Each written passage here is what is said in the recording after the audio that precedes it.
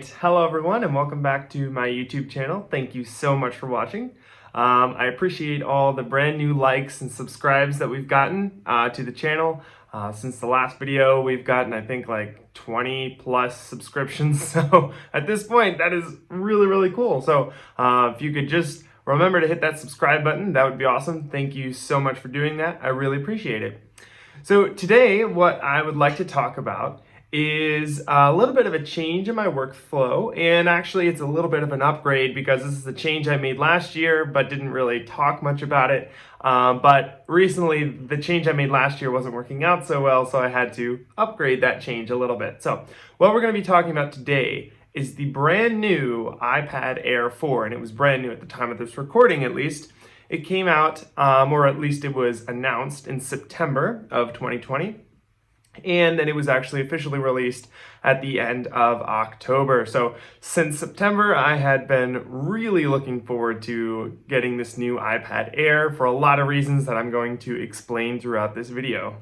So to really understand why I'm a big fan of this new iPad 4, or iPad Air 4 rather, I need to talk a little bit more about my workflow as a developer. Usually I used to have notebooks for everything that I did. Each engineering project that I would work on, I would have a different notebook for, or I would have a different section in this one big notebook so that I could write down all my thoughts, write down some ideas that I had, or write down anything I needed to figure out or problem solve. And I do a lot of that on paper, which is just very helpful because you can visualize it and you can get your thoughts down and you don't have to remember everything in your mind. So it's a really nice workflow to be able to write all that stuff down and work out problems that way. So a lot of people do that. It's definitely not unique to me. But I was finding that I just had this huge stack of notebooks and it was just getting very overwhelming, and a lot of times I would be traveling between my home and my office, and so I would probably end up working on 3 or 4 projects every day, so I'd need 3 or 4 notebooks in my backpack, which was getting very heavy. So I needed to figure out an alternative way of keeping track of my thoughts. So what I ended up doing last year was I bought the brand new iPad mini 5, which worked out really well because it had support for the first generation Apple Pencil, and so I could write things down, and it was working decently well. But after a while, the screen just became so small, or it just felt like it was getting smaller and smaller because I was getting more and more used to writing on an iPad screen. And it was just getting cramped, and I was having cramps in my wrist, cramps in my palm, and it just really wasn't working out very well. So what I ended up doing was, as soon as in September I heard about this brand new iPad Air 4, I was like, oh, I'm gonna grab that for sure. That looks really, really cool. The specs on this are fantastic, and I'm gonna talk a little bit more about that in a second. So one of the big benefits right off the bat is the edge-to-edge display. So the really cool thing is that you get the benefits of having an iPad Pro without having to pay for it. So everything that I really wanted with the iPad Pro comes with this new iPad Air 4. So you get the bezel-less display, or almost bezel-less edge-to-edge display. You get the larger size, which is fantastic for writing. You get support for the Apple Pencil 2, which we're going to talk a lot more about in a second. And all of those things just come right out of the box, which is super, super cool. So it's like you're getting an iPad Pro for half the price. So obviously there are a few things with the iPad Pro that you're not going to get with the iPad Air 4, but for me, those things weren't necessarily as important. Faster CPU speeds. I've heard from some people that the iPad Air is actually able to rival that, so I don't know, it's kind of back and forth. I haven't actually run those tests myself because the iPad Air 4 works well for everything I've needed it to do so far. So a lot of what I've done is I obviously write a lot of notes, so the iPad Air 4 works very well for writing notes. I use it to watch a lot of YouTube videos, so obviously works pretty well for that. A lot of iPads do, but this one is particularly good, especially if I want to split screen YouTube with another app, or I want to have picture-in-picture. All those sorts of things work very, very well, and I think they work better than the iPad mini 5 that I was using earlier this year and all throughout last year. So I do also do a little bit of gaming. I'm not a huge gamer, so I don't do a ton of gaming, but when I do, this iPad has worked really, really well for that. I don't know comparatively if it works better than the iPad Mini 5 I was using last year, but it definitely does work quite well for when I need to, relax a little bit and wind down with a little bit of a game. For about 5 or 6 months, I've been working with a team of engineers to build an application called Lyric Keeper. This app allows musicians to easily keep track of their lyrics, and as of right now, this app is completely free to use. I'm going to link that in the description below, but I mention it in this video because I am using that with my new iPad, and it works really, really well with the screen size.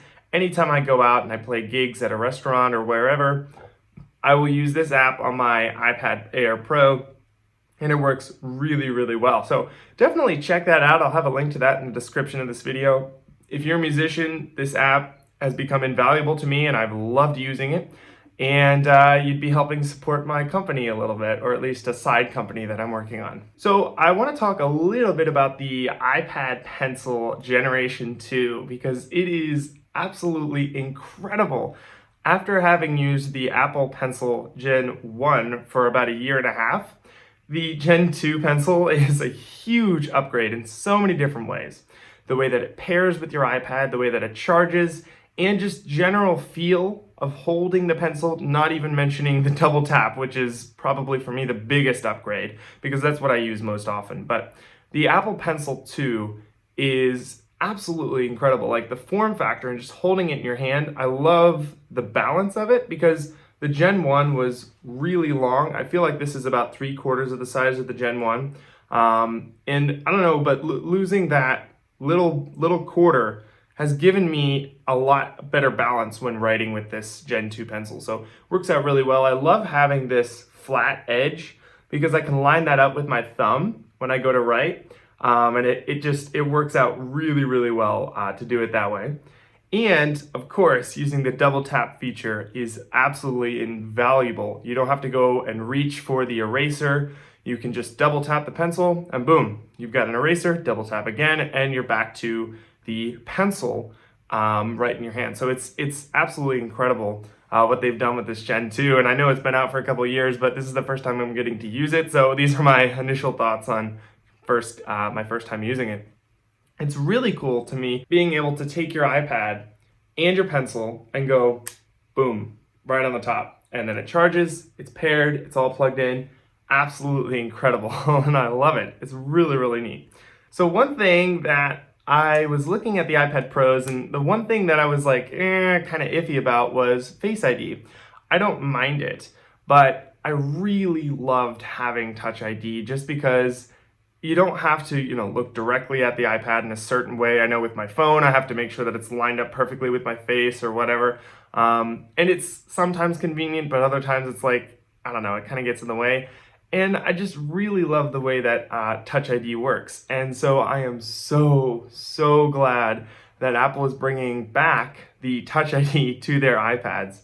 So with this new iPad Air 4, we now have Touch ID with the power button, which is super cool. So when you press the power button to turn it on, you just have to keep your finger there and it unlocks for you, or you can tap the screen, when it's locked, and then just put your finger on the power button and it unlocks for you. It's so, so cool, and it works out really, really well. I've been using it for, I think, 3 weeks now, and I haven't had any issues with it. It unlocks seamlessly within a few seconds, so it's absolutely fantastic the way it works. One thing that I really did not expect, and I know Apple boasts about this a lot, but I've never found this to be true, is that the battery life on this iPad Air 4 is incredible. Usually, Apple will say you'll get 8 or 10 hours out of a phone or an iPad or whatever, and you'll really only get 4 or 5 using it normally. I don't know what they mean by that. You're just literally not using the device and you'll get that many hours out of it. I don't know. But I've never found that Apple's battery life to be fantastic or even as advertised.